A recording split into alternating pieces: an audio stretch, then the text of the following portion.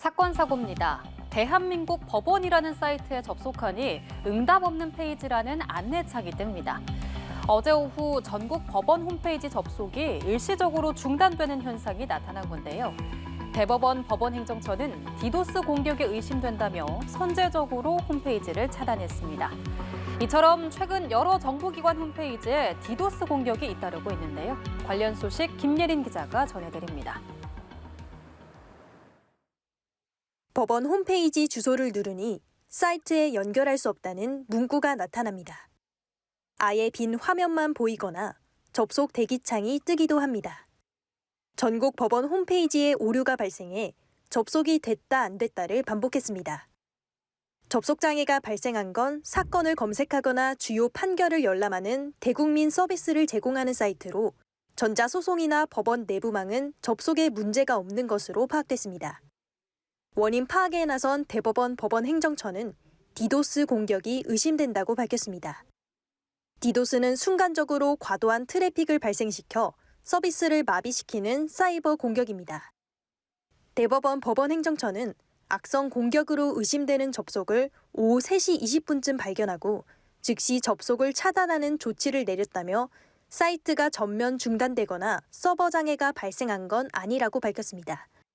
또 개인정보 유출 가능성에 대해선 대량 접속을 해서 업무를 방해하려는 디도스와 정보를 빼내가는 해킹은 다른 성격으로 보인다고 전했습니다. 앞서 법원은 지난 2021년 북한 해킹 조직의 침투로 2년 넘게 개인정보가 유출된 사실이 지난해 말 뒤늦게 알려지면서 논란이 된 바 있습니다.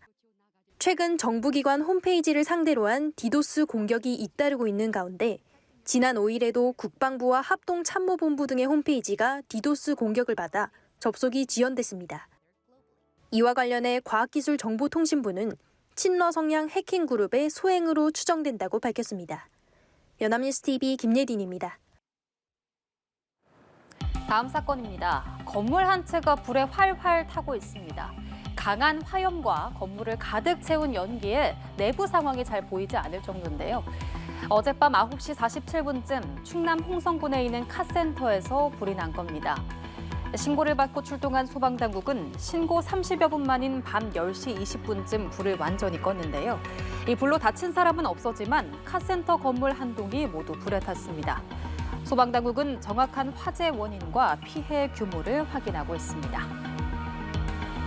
마지막 사건은 미국으로 가보겠습니다. 미국 캘리포니아주 로스앤젤레스 일대에 악마의 바람으로 불리는 국지성 돌풍이 불면서 산불이 발생해 확산하고 있습니다. 산에서는 뿌연 연기가 곳곳에서 피어오르고 산비탈을 따라 내려온 불길도 보이는데요. 또 주변 민가 역시 이렇게 피해를 입었습니다. 마운틴 파이어로 명명된 한 산불은 현지 시간 6일 오전에 시작돼 지금까지 여의도 면적의 13배 규모인 57제곱킬로미터를 태웠는데요.